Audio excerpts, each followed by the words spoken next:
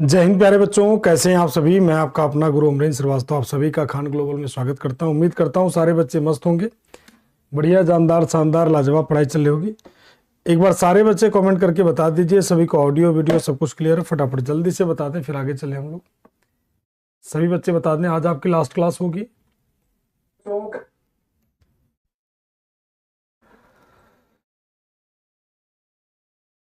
फटाफट तेजी से बता दें।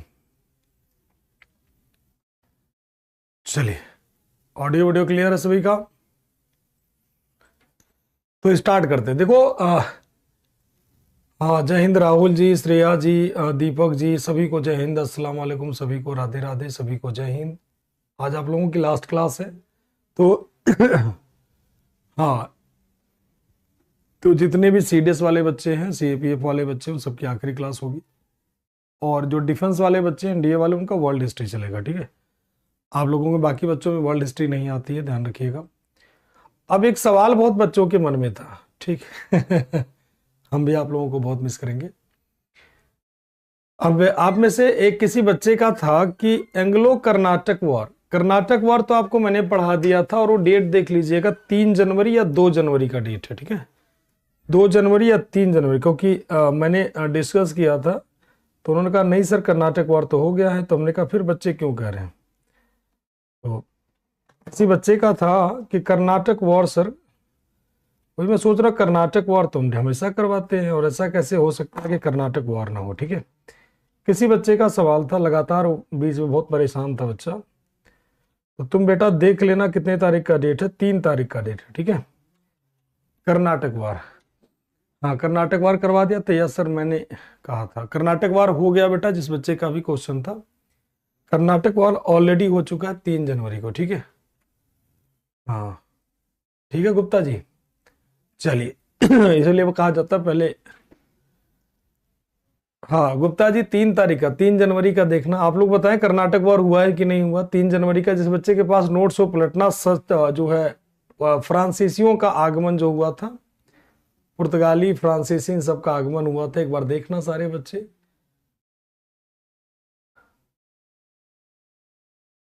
ठीक, पहले जो पूछ रहे हैं उसका आंसर दीजिए सारे बच्चे।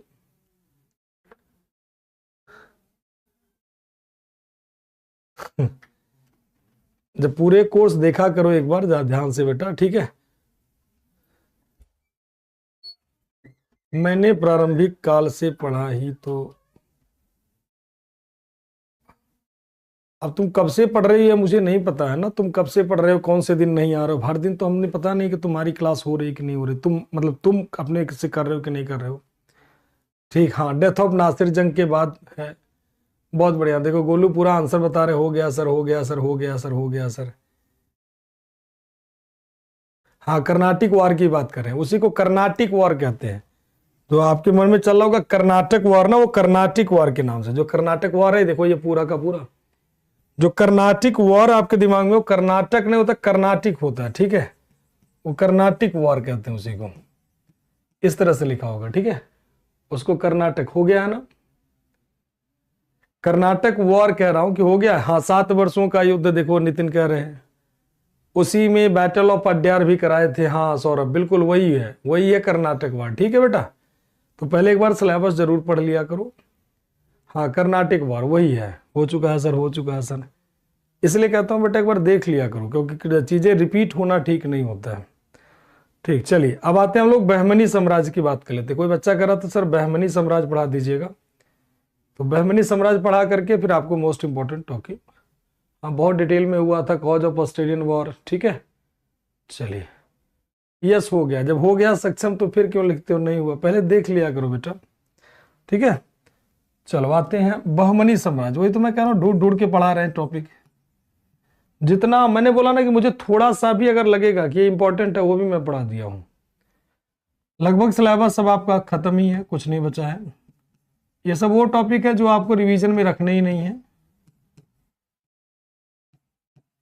बहमनी एम्पायर, ठीक है, इसके बाद भी मुझे लगेगा कुछ काम का है, तो टेंशन ना लो, आपके पास कोर्स का एक्सेस है ही। ठीक है, अगर इसके बाद भी लगेगा कुछ छोटे मोटे चीजें हैं, तो वो भी आपको नोट्स मिलते रहेंगे, टेंशन ना लीजिए कि मतलब क्लास खत्म हो गया सर का कोई वो नहीं। हाँ, वांडीवास में लास्ट हो गया था कर्नाटिक वॉर का, बहुत बढ़िया। नहीं, सीडीएस में वर्ल्ड हिस्ट्री नहीं आती अविकल जी, ठीक है। हाँ, यूरोपियन अराइवल में करा, ठीक है, ठीक है शुक्ला जी। सीडीएस में वर्ल्ड हिस्ट्री नहीं आती, सीडीएस हो गया सीएपीएफ, इनमें वर्ल्ड हिस्ट्री, केवल एनडीए में वर्ल्ड हिस्ट्री आती है। सॉरी सर, मैंने रिवाइज नहीं तो कितना आसान शब्द होता है। चलिए देखो आते हैं अब, चलिए कोई बात नहीं, चलता रहता है बेटे, पार्ट ऑफ लाइफ है।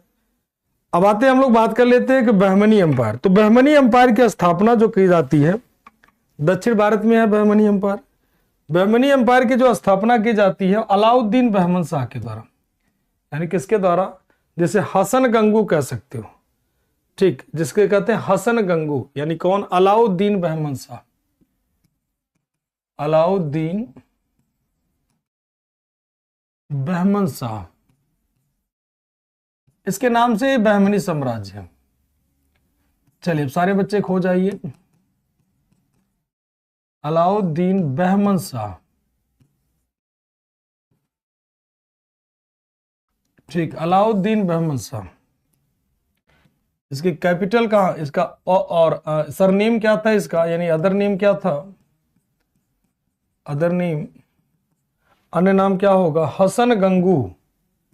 क्या नाम होगा इसका, हसन गंगू। क्या नाम होगा बेटा, हसन गंगू, ठीक। इसी को कहते हैं founder of Bahmani empire, Bahmani empire in 1347, 1347 में बहमनी साम्राज्य की, ठीक, 1347 में, 1347 में बहमनी साम्राज्य की स्थापना होगी, ठीक है। 1347 में ही बहमनी साम्राज्य की, बहमनी साम्राज्य की स्थापना हुई, ठीक है। आप में से कितने बच्चों ने खजुराहो वाला देख लिया वीडियो, सभी लोग बताएं। अगला आने वाला कोणार्क का सन टेम्पल, तो एक बार बता दें सारे बच्चे, कितने लोगों ने देखा है। इनकी राजधानी कहां पर होगी, capital,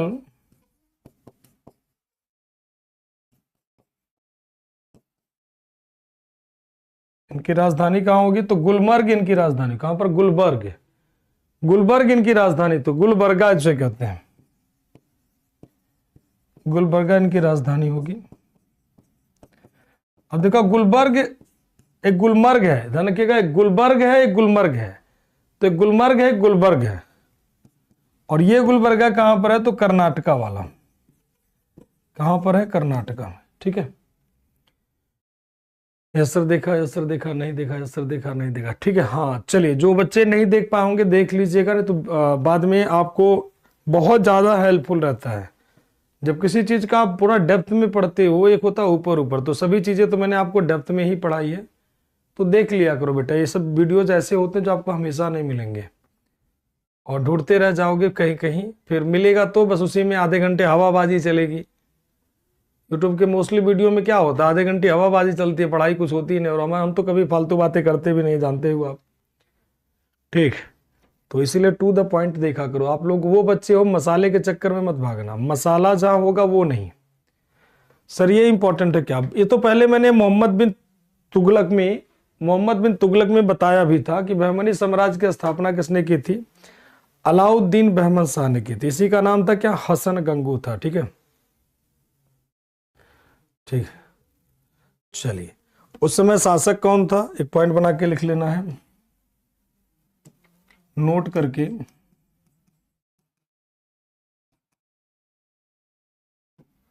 at that time the king of Delhi सल्तनत,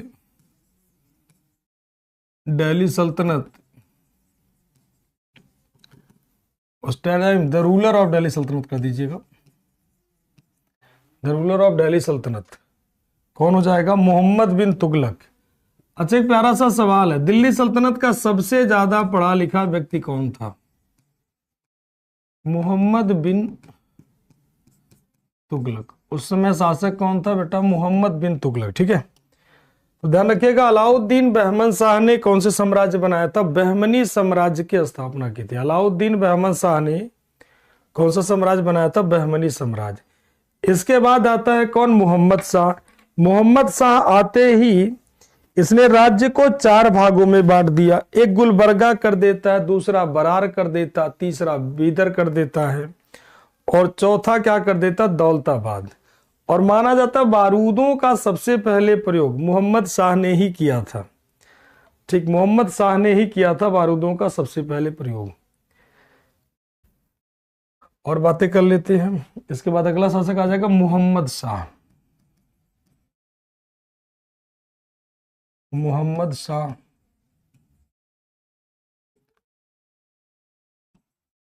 ये सब बहमनी साम्राज्य वाले हैं।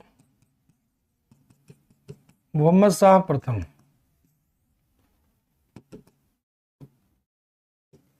इसने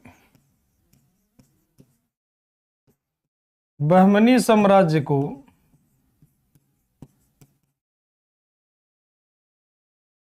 बहमनी साम्राज्य को 4 प्रांतों में बांटा।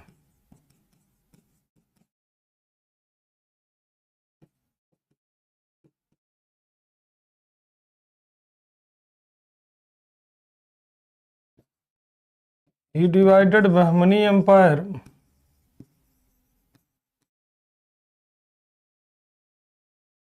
Empire into 4 provinces, 4 प्रांतों में बांटता है। कौन कौन सा हो जाएगा? तो बरार, बीदर, गुलबर्गा, चौथा हो जाएगा दौलताबाद। तो बरार, बीदर, गुलबर्गा, और कौन हो जाएगा? दौलताबाद। ठीक सर, ये सब याद करना, मर्जी आपकी है। ठीक, मर्जी आपकी है। कौन सबसे ज्यादा पढ़ा लिखा था? मोहम्मद बिन तुगलक।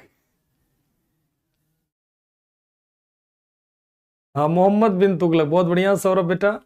मोहम्मद बिन तुगलक सबसे ज्यादा पढ़ा लिखा, वेल एजुकेटेड पर्सन था। कौन? मोहम्मद बिन तुगलक। और कहा जाता सबसे पहले ही यूज्ड टू गन पाउडर, सबसे पहले बारूदों का प्रयोग करता है कौन? इसी के द्वारा माना जाता है। हालांकि ध्यान रखिएगा, बाबर पहली बार बारूदों का भारत में प्रयोग करने वाला माना जाता है, लेकिन यह माना जाता है कि इसी ने किया था। ठीक है ना, तो ये पॉइंट आपका, इसका थोड़ा सा टाइम पीरियड लिख लिया, 1347 से 1358, ताकि आपको बारूद वाला थोड़ा हिसाब पता रहे कि 1358 में ही हो गया था। 1358 से 1375, ठीक है, 1375 इसी ने भारत में बारूदों का प्रयोग किया था। इसी के द्वारा इसी ने भारत में बारूदों का प्रयोग, भारत में बारूद का प्रयोग किया। माना जाता छोटे स्तर पर बारूद का प्रयोग इसी ने किया था, माना जाता गन पाउडर का प्रयोग इसी ने किया था। एक विचारधारा है, नहीं इसी को मार करना, ये ऑप्शन में रहेगा तो इसी को मार करना। ठीक है, पानीपत की लड़ाई पूछेगा तो अलग बात है। ठीक, नोट का हिंदी इंग्लिश में कौन सा लिख दिया? ये बरार, बीदर, गुलबर्गा, दौलताबाद। बरार, बीदर, गुलबर्गा, दौलताबाद। बरार, उस समय दिल्ली का सुल्तान कौन था? उस समय दिल्ली का सुल्तान मोहम्मद बिन तुगलक था, यही तो लिखा है। उस समय दिल्ली का सुल्तान, दिल्ली का शासक कौन हो जाएगा? मोहम्मद बिन तुगलक। ठीक है, क्लियर। चलिए आगे की तरफ बढ़ते हैं। कहां पर पहुंचे? यहां तक पहुंचे। भारत में बारूदों का प्रयोग सर्वप्रथम इसी ने किया था। और बात कर लेते हैं। इसके बाद आता ताजुद्दीन फिरोज। ताजुद्दीन फिरोज ने देवराय प्रथम के साथ देवराय प्रथम के साथ युद्ध लड़ा, जो विजयनगर एम्पायर जो आप पढ़ चुके हो। ताजुद्दीन फिरोज तो फालतू है, उसे छोड़ ही दीजिए, लिख ही लीजिए। ताजुद्दीन फिरोज, ताजुद्दीन फिरोज 1375 से लेकर के कितना टाइम पीरियड हो जाएगा, 1422 तक।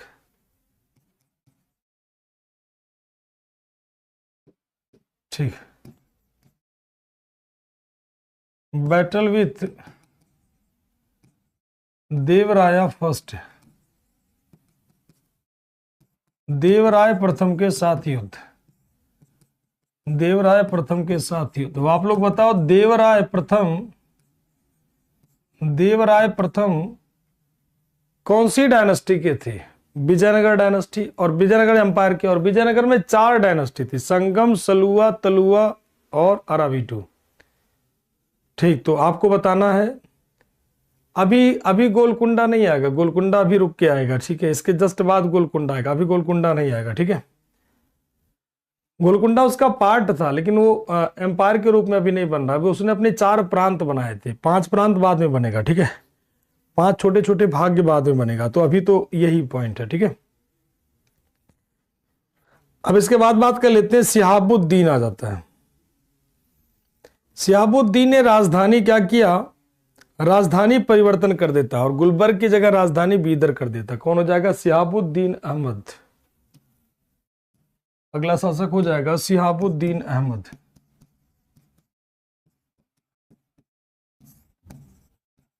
शिहाबुद्दीन अहमद, शिहाबुद्दीन अहमद।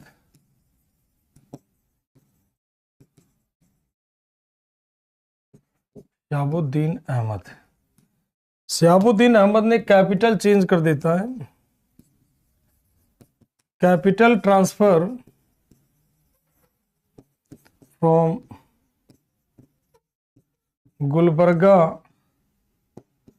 टू, राजधानी इसने गुलबर्गा से कहां कर दिया? बीदर कर दिया। गुलबर्गा इनकी राजधानी थी, देखो यहां पर कहां है, गुलबर्गा इनकी राजधानी है। गुलबर्गा से राजधानी बदल करके कहां कर देगा? तो बीदर राजधानी कर देगा। कहां पर कर देगा? बीदर राजधानी, जिसे मुहम्मदाबाद नाम देता है, गुलबर्गा टू बीदर। राजधानी गुलबर्ग से बीदर कर दिया, बीदर कर दिया। ठीक, बीदर का मतलब इसी का एक और नाम क्या था? मुहम्मदाबाद। Other name Muhammadabad.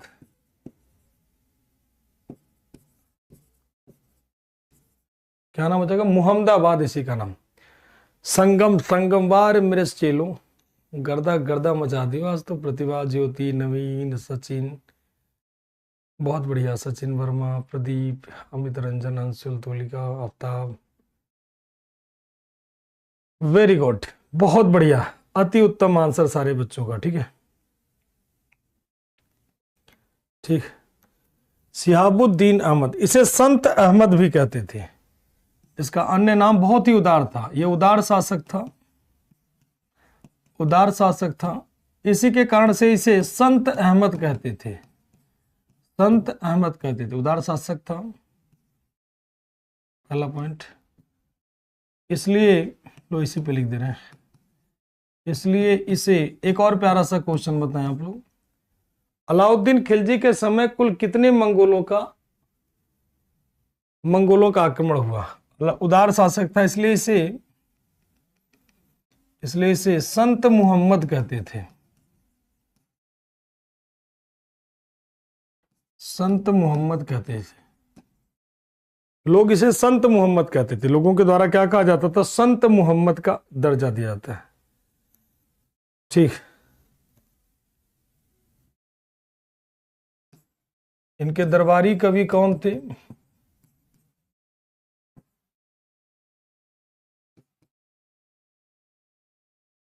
हजरत गेसू दराज थे, हजरत गेसू दराज, हजरत गेसू दराज थे इनके दरबारी कवि।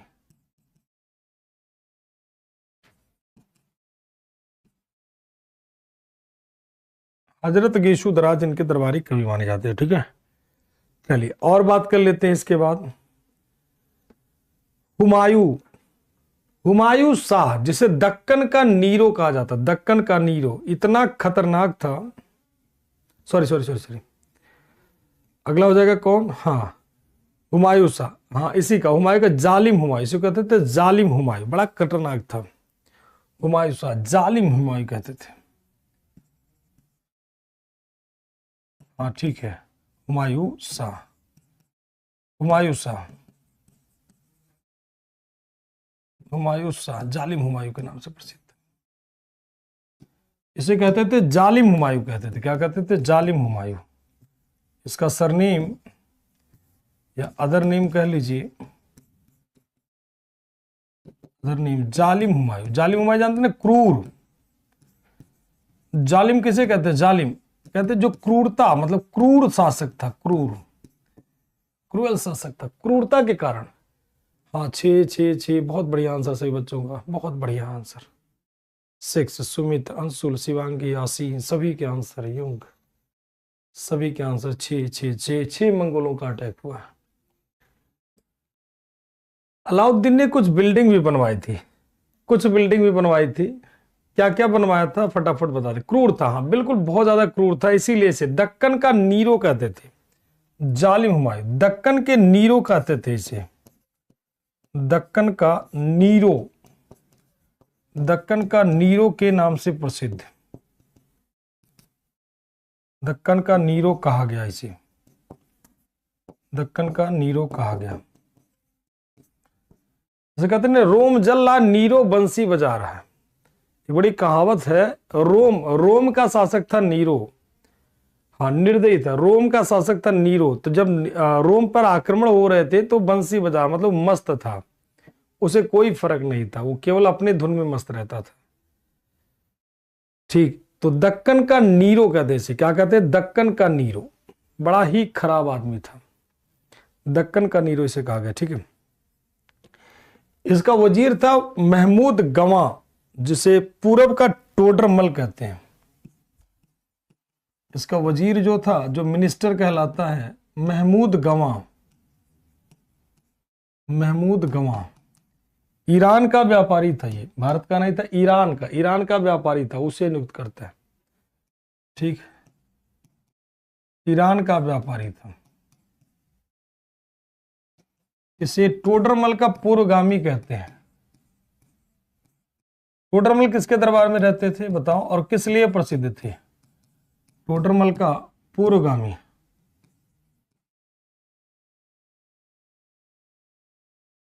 टोडरमल का पूर्वगामी, अलाई मीनार, अलाई दरवाजा, हजारा सतून महल, बहुत बढ़िया अनूप, मोहम्मद नईम वेरी गुड बच्चे, खुशी बहुत बढ़िया, अंशुल वेरी गुड, अलाई मीनार, सीरी फोर्ट बहुत बढ़िया, यंग इंडियन, हम बख्तियार का कह रहे, कुतुब मीनार अलग है बेटा, कुतुब मीनार कहाँ आ गया। सारे बच्चे तो सबसे पहले नोट्स रिवाइज करो अच्छे से। ठीक, हाँ सौरभ, अलाई मीनार, अलाई दरवाजा, हजारा सतून महल, जमयत खाना, आसरी फोर्ट, सैयद हजरत मस्जिद। ठीक है, चलिए बहुत बढ़िया आंसर, हाँ अलाई मीनार, अलाई दरवाजा, हजारा सतून महल, बहुत बढ़िया। तो टोडर का मल का पूर्वगामी कहते थे, पूर्वगामी मतलब इसके पहले टोडरमल थे, तो महमूद गवाह। ठीक है, बाद में इसके बाद साम्राज्य का कहीं ना कहीं तहस नहस हो गया। तो बाद के समय में क्या हो जाता, बाद में बहमनी साम्राज्य, बहमनी साम्राज्य पांच भागों में बट गया, 5 भागों में बट गया। बाद में बहमनी साम्राज्य किसने, 5 भागों में बट गया। अब 5 भाग कौन कौन से होंगे, 5 भागों में बट गया, कौन कौन हो जाएगा, बरार, पहला बात कर लेते हैं, बरार, बरार, बरार की बात कर लेते हैं। बरार। सबसे पहले बरार की बात कर लेते हैं। बरार का जो फाउंडर था, राजधानी इसकी कहां होगी? एलिचपुर। एलिचपुर को गोविलगढ़ भी कहते हैं। कैपिटल एलिचपुर। एलिचपुर या इसी को कहते हैं गोविलगढ़। गोविलगढ़ इसकी राजधानी था। और बरात में कौन सा वंश बना, मतलब कौन सी डायनेस्टी बनती है? तो इमाद शाही। इमाद शाही डायनेस्टी। यानी बरार का फाउंडर कौन माना जाएगा? तो फताउल्लाह इमाद माना जाएगा। उसी को इमाद शाही कहते हैं। सो कहते हैं फताउल्लाह, यानी इसका संस्थापक कौन हो जाता है? फताउल्लाह इमाद।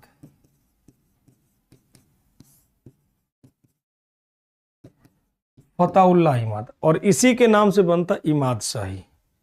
कौन बनेगा? इमाद शाही। इमाद शाही। तो फताउल्लाह इमाद, बहुत बढ़िया, इमाद शाही बनता है। चलिए बहुत बढ़िया, बहुत बढ़िया। अकबर के दरबार का नवरत्न, अकबर के दरबार का नवरत्न, शेरशाह सूरी के दरबार। अच्छा, बीरबल का ओरिजिनल नाम क्या था? फटाफट बोल जाओ, बीरबल का ओरिजिनल नाम क्या था? इसके बाद बीजापुर। बीजापुर की राजधानी कहां पर होगी? तो बीजापुर की राजधानी नौरसपुर होगी। नौरसपुर इसकी राजधानी होगी, ध्यान रखिएगा। ठीक। और इसका शासक होगा यूसुफ अली आदिल शाह। यूसुफ आदिल शाह। दूसरा बरार हो गया, दूसरा हो जाता है बीजापुर।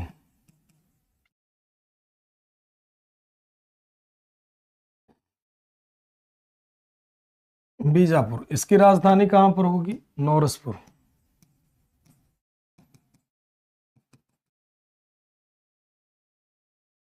कैपिटल कहां होगी? नौरसपुर। और यहां पर वंश कौन सा बनेगा, मतलब कौन सी डायनेस्टी होगी? तो आदिल शाही डायनेस्टी। आदिल शाही। आदिल शाही का मतलब उसका फाउंडर कौन होगा? फाउंडर यूसुफ आदिल शाह।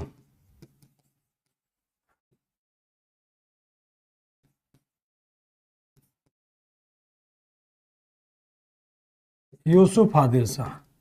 तो बीजापुर, बीजापुर का एक बड़ा फेमस चीज है बीजापुर का यूसुफ आदिल शाही। ठीक। तो इसी वंश का एक शासक था मोहम्मद आदिल शाह। मोहम्मद आदिल शाह ने बीजापुर के गोल गुम्बद की निर्माण करवाया था। हाँ बहुत बढ़िया, बहुत बढ़िया, बहुत बढ़िया। पुरोगामी लिखा है ना? अच्छा पूर्वगामी, अच्छा ओके ओके ओके, पूर्वगामी कर दो इसको, हो जाता फुल फुल बेटा। अब ठीक है, बहुत बढ़िया, थैंक यू बेटा। चलिए, तो यूसुफ अली आदिल शाह बीजापुर का।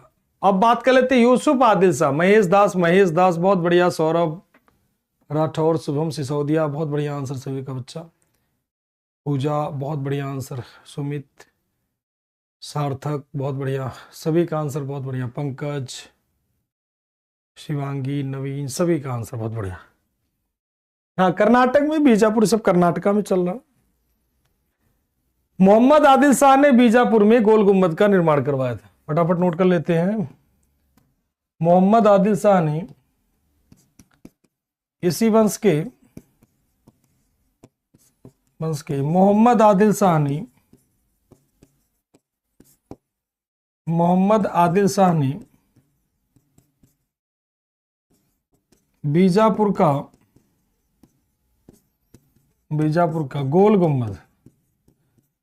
गोल गुम्बद बनवाया था। ठीक। मोहम्मद आदिल शाह कौन हो जाएगा? मोहम्मद आदिल शाह ने बीजापुर के गोल गुम्बद का निर्माण करवाया था। ठीक है। इसके बाद अहमदनगर। अहमदनगर की राजधानी कहां होगी? अहमदनगर ही। और अहमदनगर में निजाम शाही का स्थापना होगा। और इसका फाउंडर कौन होगा? ये सबसे खतरनाक जो वंश होता है निजाम शाही, यानी कौन सा? अहमदनगर। तीसरा आपका अहमदनगर। कैपिटल भी इनकी कहाँ होगी? अहमदनगर।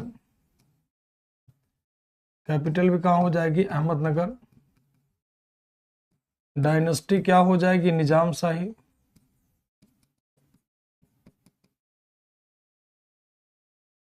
निजाम शाही।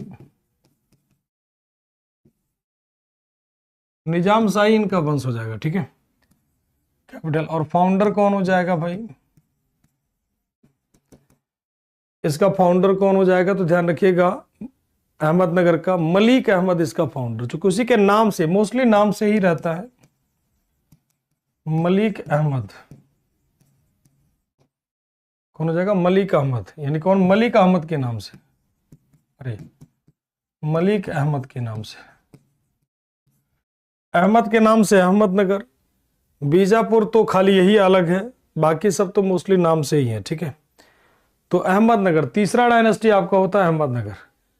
और बात कर लेते हैं, चौथा डायनेस्टी होता है गोलकुंडा। अकबर के समय अहमदनगर की शासिका कौन थी? अहमद, जो प्रैक्टिस सेशन आज हुआ है उसका सबका नोट्स जो है टेलीग्राम पे पड़ा हुआ है, वहां से ले लीजिएगा, ठीक है। टेलीग्राम जो ऑफिशियल है डिफेंस जो है खान ग्लोबल का, उस पे आपका पड़ा हुआ है, ठीक है बेटा। गोलकुंडा की बात कर लेते, गोलकुंडा। चलो एक प्यारा सा, अकबर के समय महिला शासिका थी, बड़ी पावरफुल थी। देखो आ गया आजाद सिंह का आंसर, बहुत बढ़िया बच्चे, फास्ट आंसर दिया इन्होंने। हाँ अल्बुकर्क, हाँ वो सब मॉडर्न में करा दिया, किसने किसको जीता होता। बहुत बढ़िया गोविंद, बहुत बढ़िया श्रेया, वेरी गुड बच्चे। विष्णु, यंग, अंकिता, करण, असलम, अनूप, सभी का आंसर बहुत बढ़िया। अजेंद्र, अमित रंजन, बहुत बढ़िया। सुमित, सोयाल, बहुत बढ़िया, वेरी गुड। चलिए तो बहुत बढ़िया, सभी का आंसर बहुत बढ़िया। चांद बीबी, चांद बीबी, चांद बीबी। अब एक बार सवाल इसलिए पूछ रहे हैं कि सारा रिवाइज है कि नहीं है। 1857 में महक परी के नाम से कौन प्रसिद्ध थी? महक परी के नाम से कौन प्रसिद्ध थी? अगला जगह गोलकुंडा। गोलकुंडा,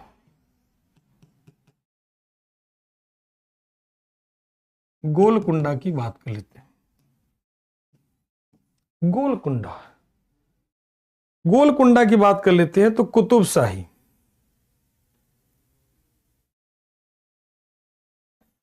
ठीक, राजधानी भी इनकी होगी क्या? गोलकुंडा। कुली कुतुब शाह इसके फाउंडर होंगे। कैपिटल गोलकुंडा, नाम से ही कैपिटल गोलकुंडा। दूसरा पॉइंट पे क्या लिखा हमने सभी जगह? डायनेस्टी। हाँ डायनेस्टी, यानी वंश कौन सा होगा? तो कुतुब शाही। कुतुब शाही, कौन सा वंश होगा? कुतुब शाही, कुतुब शाही। और तीसरा पॉइंट क्या आएगा? फाउंडर है। फाउंडर कौन है? कुली कुतुब शाह। कुली कुतुब शाह।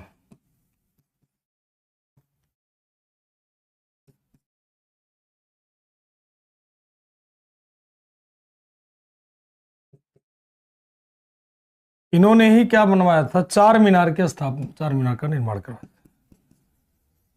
कुली कुतुब शाह ने, कुली कुतुब शाह ने हैदराबाद के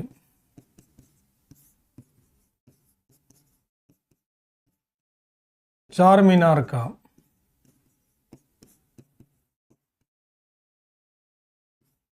निर्माण करवाया था।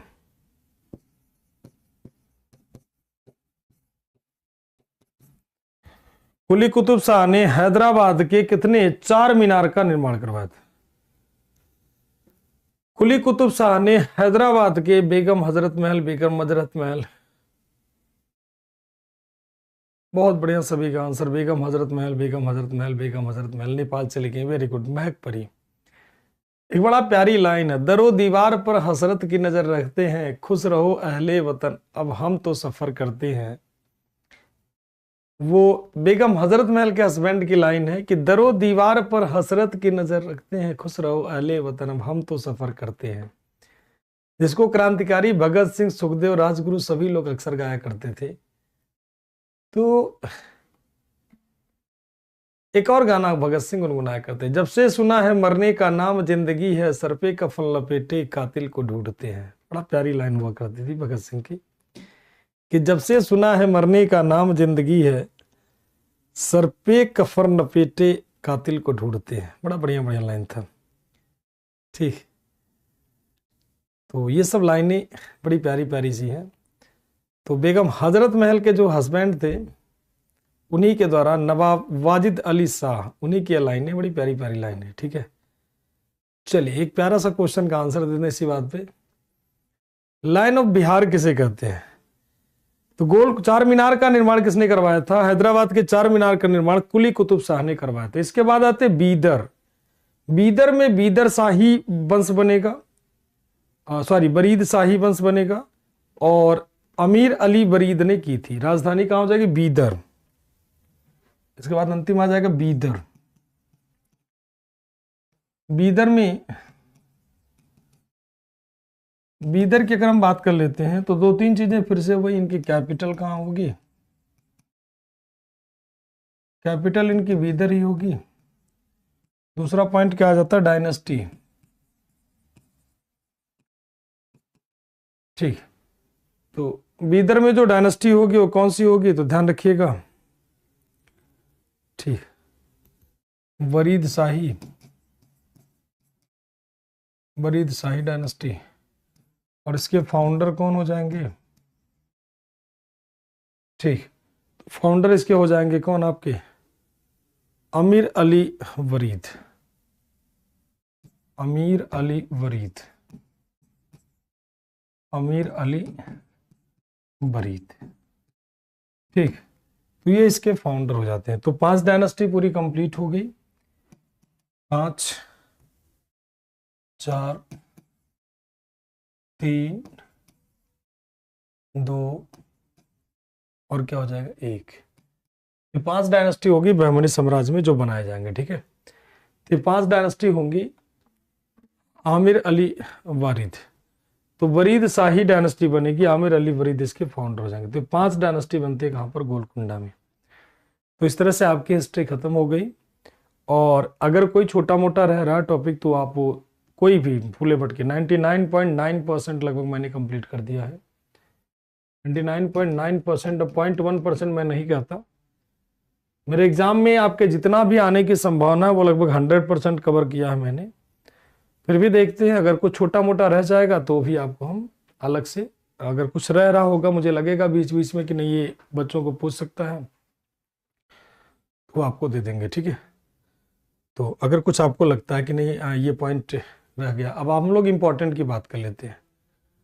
हाँ, वो सब क्वेश्चन में आते हैं। तमिल लिटरेचर का बाइबल कुरल को कहते हैं। तो ये सब छोटे मोटे टॉपिक ऐसे जो होते हैं लिटरेचर वाला, तो कौन सी किताब है क्या है वो सब किताब मैं आपको नोट्स के रूप में दे दूंगा। ठीक है, वो सारे नोट्स। आर्ट एंड कल्चर साथ साथ पढ़ते गए हिमेंत। आर्ट एंड कल्चर कुछ अलग नहीं होता। आर्ट एंड कल्चर कौन सा क्या पढ़ाया गया? ठीक है, नहीं आप लोगों का नहीं है सौरभ, वर्ल्ड हिस्ट्री आप लोगों के एग्जाम में नहीं आता है तो उसको पढ़ के क्या ही करोगे? ठीक है, और वो आपके किसी काम का नहीं होगा वर्ल्ड हिस्ट्री, तो उसमें वेस्ट ऑफ टाइम अपना। उतने टाइम में आप कुछ और अच्छा कर लोगे। अब आप लोगों का इंपॉर्टेंट टॉपिक, आपके दृष्टि से क्या इंपॉर्टेंट टॉपिक होना चाहिए? देखो 3 चीजें होती हैं। एक होता है एंशिएंट हिस्ट्री, दूसरा होता है मिडाइवल। देखो ये इंपॉर्टेंट आपको इसलिए बता रहा हूं कि आपको अभी से यही खाली नहीं पढ़ना है। ये सिर्फ और सिर्फ मैं इसलिए बता रहा हूं ताकि आप कम से कम इस पे ज्यादा से ज्यादा जो है तैयारी आप कर लीजिए। इसका मतलब ये नहीं खाली यही पढ़ना है, बिल्कुल नहीं, कतई नहीं। ये तो मैं आपको बता रहा हूं जो आपका 100% स्ट्रांग होना चाहिए। एंशिएंट हिस्ट्री में ध्यान रखिएगा बुद्धिज्म आपको पढ़ना है। एंशिएंट हिस्ट्री में आपको पढ़ना मौर्य डायनेस्टी, और पढ़ना आपको गुप्ता। ये 3 आपका पूरी तरह से तैयार होना चाहिए। मिडाइवल हिस्ट्री में 2 पार्ट है, एक है दिल्ली सल्तनत और दूसरा क्या है, मुगल डायनेस्टी। दो पार्ट आते हैं। दिल्ली सल्तनत में आपको क्या क्या पढ़ना है, तो इल्तुतमिश, और बात कर लेते हैं इल्तुतमिश। ठीक, एक तो हो गया इल्तुतमिश, इस सभी के लिए बता रहा हूं, ठीक है। दूसरा हो जाएगा बलबन, तीसरा अलाउद्दीन खिलजी, अलाउद्दीन खिलजी, चौथा आपका हो जाएगा फिरोज शाह तुगलक। ठीक है, चार यहां पढ़ना है। मुगल आपको पूरा कंप्लीट करना है, क्योंकि अभी देश में हिंदू मुस्लिम हो रखा है, तो मुगल आपको पूरा कंप्लीट करना है, ठीक है।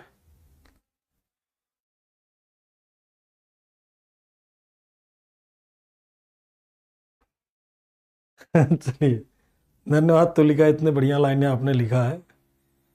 जल जाता है वो दिए की तरह, कई जीवन रोशन कर जाता है, कुछ इस तरह से मेरे गुरु हैं जो अपना फर्ज निभाते हैं। धन्यवाद, आपने इतनी प्यारी लाइन लिखी, काफी अच्छा लगा। एनडीए वाले तो मिलेंगे मंडे, एनडीए वाले तो वर्ल्ड हिस्ट्री मिलेंगे, एनडीए वाले तो रहेंगे रहेंगे, टेंशन ना लो। इसके बाद अगर हम और बात कर लेते हैं मॉडर्न हिस्ट्री, मॉडर्न हिस्ट्री की बात कर लेते हैं।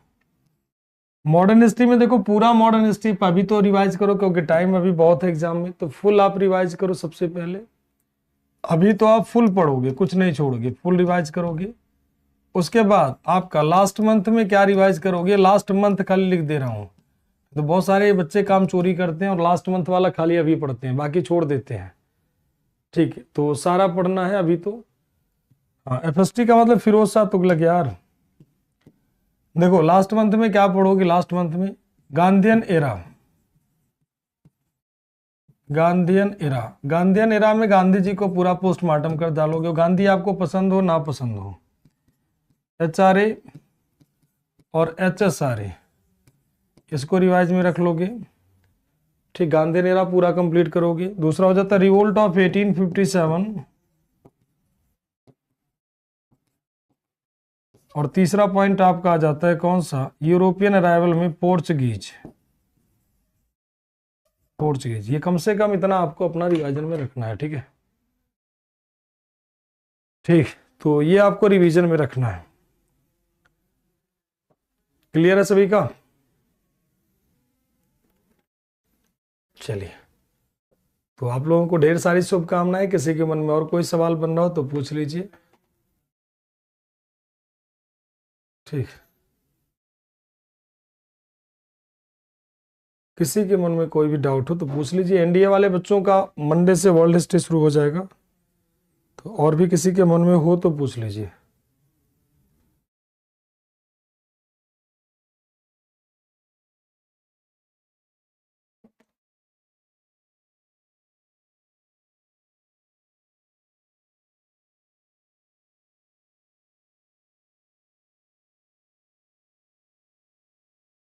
CAPF का क्रैश कोर्स, इसके बारे में कुछ नहीं बता सकता हूं। नहीं, उससे हमारा कोई मतलब नहीं नितिन जी, ठीक है।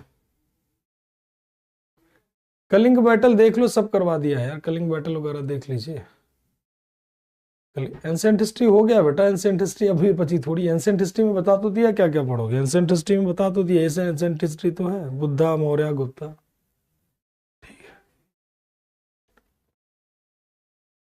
ठीक, तो पूरा पहले वीडियो अच्छे से देखो, कोई क्वेश्चन ऐसा नहीं बचेगा जो आपका ना बने, ठीक है।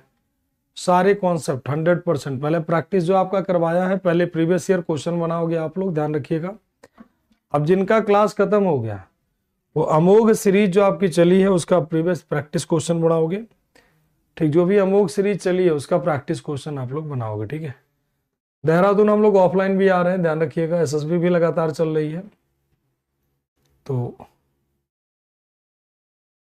हाँ, तो उसको देखो, आप करो तो पहले सॉल्व करोगे, पहले ही हिम्मत हार जाओगे। पहले रिवाइज तो करो पहले, अभी आपका रिवीजन तो है नहीं, क्योंकि लगातार इतनी लंबी लंबी क्लासेस हो रही थी, तो अभी टाइम मिल गया पूरा आराम से। 3-4 महीने, 2 महीने हैं। अप्रैल में एग्जाम है, 10 फरवरी है, मार्च, अप्रैल, सोचो फरवरी के बाद मार्च है, पूरा पूरा फरवरी बचा हुआ है, मार्च बचा है। हाँ, अमोघ सीरीज आपका जो हुआ उसे पूरा रिवाइज कर लो आप लोग, ठीक है। अब अनूप पुष्प देख लिया जाएगा देहरादून का क्या है सीन, ठीक है। हाँ पूरा मतलब खुल रहा है वहाँ पर, ये तो 100% डन है, सब कुछ ओपन हो गया है, आप लोग वहाँ विजिट कर सकते हो, वहाँ पर आप जा सकते हो, काउंसलिंग वगैरह के लिए मिल सकते हो, ठीक। सोनू कल बात करेंगे, वर्ल्ड हिस्ट्री पे जितनी बातें होगी मंडे करेंगे हम लोग, ठीक है।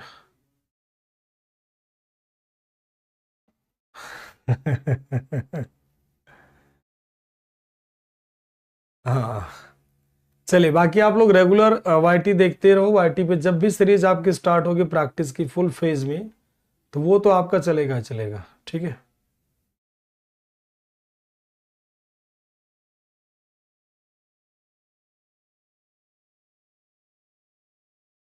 हड़प्पा ज्यादा इंपॉर्टेंट नहीं, उतना इंपॉर्टेंट नहीं है, मोस्ट है, देखो मैंने मोस्ट इंपॉर्टेंट बताया, ये लास्ट मंथ रिवीजन बता रहा हूँ, ये ध्यान रखिएगा, ये अभी से नहीं, अभी तो सारा पढ़ना, ये लास्ट मंथ रिवीजन यहाँ लिख दे रहा हूँ, क्योंकि आप लोग कामचोरी करना शुरू कर दोगे, लास्ट मंथ रिवीजन की बात कर रहे हैं, लास्ट मंथ में आप रिवाइज करने की बात कर रहे हैं, ठीक, पता चलेगा अभी से ही, ठीक है।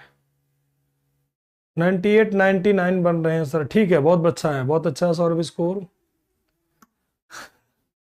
चलिए, आप लोगों को पढ़ाकर भी सौरभ हमें अच्छा लगा, काफी अच्छे बच्चे हैं आप लोग, बहुत मेहनती हैं, इस मेहनत को डाउन नहीं होने देना, घर वालों ने बड़ा विश्वास किया है, तो मेहनत डाउन नहीं होने देना है, ठीक, कामचोरी नहीं करना है, कामचोरी किए तो मामला खराब हो जाएगा, ठीक, कामचोरी नहीं करना है, मेहनत और ईमानदारी से काम करना है, ठीक, क्लियर, पूरी मेहनत और पूरी ईमानदारी से काम करना है, कोई भी चीज छोड़ना नहीं है, पूरी मेहनत पूरा दिल लगा करके काम करना है, और जल्दी से सिलेक्शन लेना और मिठाई खिलाने जरूर आना है, ठीक। मैं भी आप लोगों की मिठाई का वेट करूंगा कि कब बच्चे हमारे सेलेक्ट होकर के मिठाई खिलाने आ रहे हैं, I am waiting your sweets, और बढ़िया वाला स्वीट्स, खराब मिठाई मत लाना, ठीक, बढ़िया वाला मिठाई लाना, वो भी हो जाएगा सौरभ, स्टार्ट, डोंट वरी, ठीक। हाँ, अपने यहाँ की फेमस फेमस मिठाइयाँ लेकर के आओ, नहीं बिना सिलेक्शन वाली मिठाई नहीं, मिठाई सिर्फ सिलेक्शन वाली, सेलेक्ट हुए तभी मिठाई लेके आना। कानपुर में आया नहीं तो रिवोल्ट कर दोगे।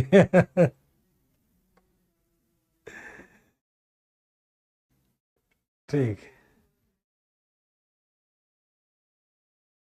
हाँ ये और अच्छी बात है, घर की मिठाई मिल गई तो क्या पूछना, फिर तो और अच्छी बात है, उस मिठाई का तो खुशबू ही अलग होता है, घर के खाने, घर की मिठाई सब कुछ बहुत अच्छी लगती है, घर की चीजें बनी हो, घर के हाथ से बनी लड्डू, तो उसका तो कोई जवाब ही नहीं, उसका तो नहीं, महंगी नहीं, प्यार वाली मिठाई होनी चाहिए, महंगाई इससे मैटर नहीं करता, मैटर ये करता है कि आप कोई भी मिठाई लेकर के आए, उसमें आपके प्यार की मिठास होनी चाहिए, मैटर ये करता है, यही सबसे बड़ी है, ठीक, मैटर ये करता है कि वो कितने प्रेम भावना से आप ला रहे हो, मेरे लिए हमेशा जान लो पैसे कभी मैटर नहीं किए, मेरे लिए मैटर किया तो इस चीज का, ये हमेशा याद रखना, मैटर इस चीज का क्या है कि आपका श्रद्धा क्या है, कि आप उतनी दूर से चल करके आओ अपने गुरु से मिलने, ये मेरे लिए बहुत बड़ी बात होती है, वो मेरा ग्रेट डे माना जाता है मेरे लिए, उस दिन अचीवमेंट होता है, अक्सर बच्चे आते रहते हैं, मिलते रहते हैं, और उसमें से बहुत सारे बच्चे ऐसे भी रहते हैं जिनका नाम तक मैं नहीं सुना होता, वो मुझे जानते हैं, आते हैं, मिलते हैं, जो भी मेरे पास टाइम होता है, आधा घंटा, 10 मिनट, 15 मिनट, जो भी होता है उनसे मिलता हूँ, बातें करता हूँ, उनसे पूछता हूँ, काफी अच्छा लगता है, उससे मुझे कुछ फायदा नहीं होता, क्योंकि बच्चा से मुझे कोई स्वार्थ नहीं है कि मैं उसे ये करना चाह रहा हूँ, कुछ ऐसा कुछ नहीं, अल्टीमेट फाइनल मेरा टारगेट है कि आप खुश रहो, माँ बाप के बाद दूसरी आपकी खुशी कोई चाहता है तो वह आपके गुरु, ये बात हमेशा रखना, याद रखना, कि माँ बाप के बाद दूसरी कोई भी खुशी चाहता है तो वह आपके टीचर हैं, अच्छे टीचर की बात मैं करता, दो चार टीचर दूसरी दुनिया वाले भी होते हैं, उनकी बात मैं नहीं करता, अच्छे टीचर्स की बात मैं करता, आपके लिए खुशी में मैटर करती है कि आप कितने खुश हैं, और उस खुशी से जब मिठाई मिलती है तो उसका अलग ही स्वाद होता है। चलिए मिलते हैं, इससे ज्यादा भावुक हुए तो मामला खराब हो जाएगा, मिलते हैं। Thank you to all. जय हिंद, जय भारत, वंदे मातरम and best of luck to all.